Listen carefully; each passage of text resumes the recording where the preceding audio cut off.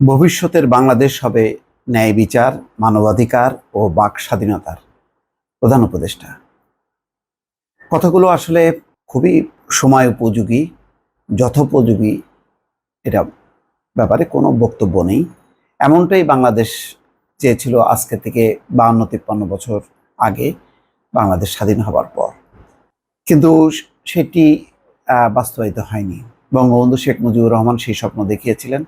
তারপরে অনেক নেতা এসছে ক্ষমতার মঞ্চে, অনেকেই বলেছেন, কিন্তু শেষ পর্যন্ত যেই অবস্থার মধ্যে উপনীত হয়েছে বাংলাদেশ, দেশের মানুষ, তাতে কিন্তু ন্যায় বিচারও নেই, মানবাধিকারও নেই, বাক স্বাধীনতাও নেই।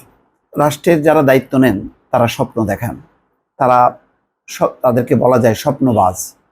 তারা স্বপ্ন দেখান, জাতি উদ্বুদ্ধ হয়, কিন্তু কিছুদিনের মধ্যেই সেই স্বপ্ন ফিকে হয়ে যায়। আজকে ডক্টর মোহাম্মদ ইউনূস স্বপ্ন দেখাচ্ছেন, তিনি 3 মাস আগে বা 100 দিন আগে তিনি ক্ষমতায় আসেন বা তাকে বসানো হয়। তিনি স্বপ্ন দেখাচ্ছেন, তার স্বপ্নে অনেকেই উজ্জীবিত, এটাও সত্য। আবার হতাশাও দিনকে দিন চেপে বসছে, এটাও সত্য।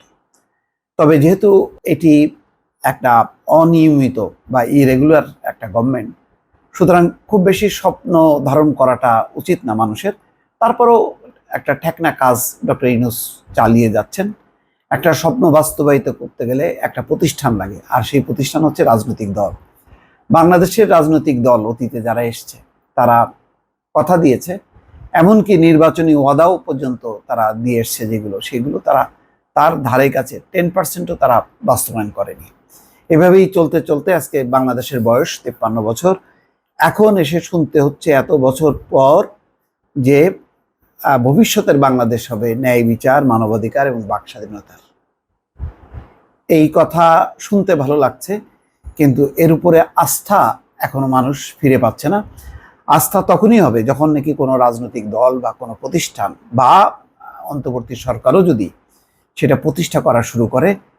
কিন্তু আমরা বিভিন্ন ক্ষেত্রে যেমন দেখছি, ন্যায় বিচারটার ক্ষেত্রেই দেখছি যে হারে গায়েবী মামলা, এই জুলাই আগস্টের গণ অভ্যুত্থানে যারা শহীদ হয়েছে তাদেরকে কেন্দ্র করেই যেভাবে স্থানীয় পর্যায়ে রাজনৈতিক দল, ব্যক্তি, প্রতিষ্ঠান, পুলিশ, যাই বলি না কেন, যে হারে মামলা হচ্ছে, গণহারে গ্রেপ্তার, গণহারে মামলার আসামি করা হচ্ছে, তাতে ন্যায় বিচার নিশ্চিত হবে এটা মনে করার কোনো কারণ নেই।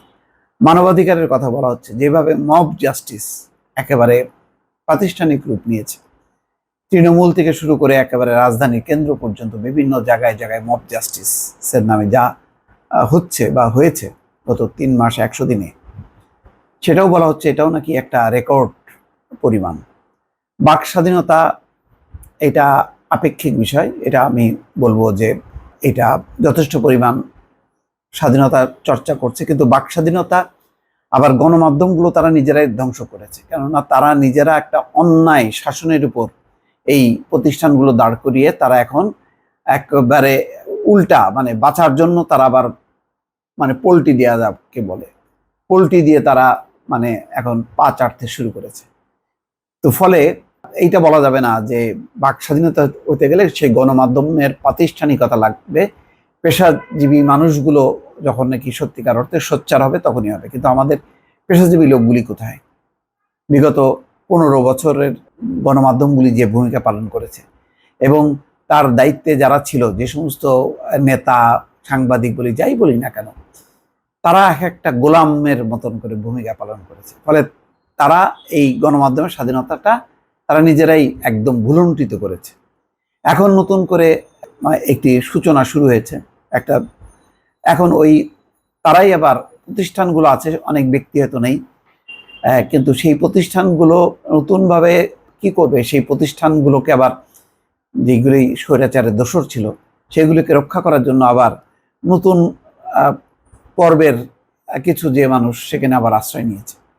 ফলে এটা এখন খুব একটা স্বপ্ন দেখাচ্ছে, বা তেমন কোনো ভালো কিছু সূচনা হয়েছে তেমনটাও দেখা যাচ্ছে না। ন্যায় বিচার, আমরা শুধু গায়েবী মামলা কেন, আমরা উচ্চ আদালত, নিম্ন আদালতের বিচারকদের নিয়োগ, সেই প্রফেশনালিজমটা আমরা কতখানি করতে পারছি, নাকি এখনো দলীয় ভিত্তিতে নিয়োগের জন্য হরদম আমরা কাজ চালিয়ে যাচ্ছি, এইগুলো যতক্ষণ না পর্যন্ত ঠিকঠাক না হবে ততক্ষণ পর্যন্ত ভবিষ্যতের বাংলাদেশের যেই বিষয়গুলো ডক্টর মোহাম্মদ ইউনূস বলেছেন, ন্যায় বিচার, মানবাধিকার এবং বাক স্বাধীনতা, এগুলি প্রতিষ্ঠা করাটা খুবই দুরূহ ব্যাপার।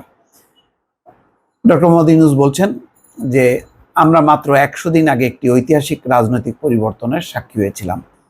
ভবিষ্যতের বাংলাদেশ হবে ন্যায় বিচার, মানবাধিকার ও বাক স্বাধীনতা। হ্যাঁ, একটা অসাধারণ একটা ঐতিহাসিক পরিবর্তন হয়েছে এবং এটা বলা হয় দ্বিতীয় জন্ম বাংলাদেশের।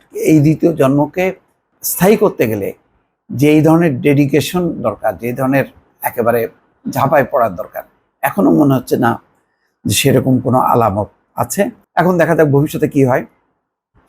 ডক্টর মোহাম্মদ ইউনূস শনিবার সকালে রাজধানীর একটি হোটেলে 3 দিনের আন্তর্জাতিক সম্মেলন উদ্বোধন সময় এই কথাগুলি বলেন।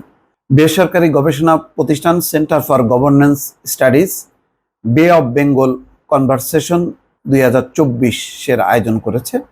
এর মূল যে সংগঠক হচ্ছেন জিল্লুর রহমান, চ্যানেল আইয়ের উপস্থাপক, অত্যন্ত জনপ্রিয় মানুষ এবং তিনিও গণমাধ্যমের স্বাধীনতা, বাংলাদেশের গণতান্ত্রিক অধিকার এইসব প্রতিষ্ঠার জন্য নিরলসভাবে অনেক ঝুঁকি নিয়ে এবং রীতিমতো সরকারের একেবারে রোষানলের মধ্যে থেকেও তিনি তার চেষ্টা চালিয়ে গেছেন। দর্শক ভালো থাকবেন। আল্লাহ হাফেজ।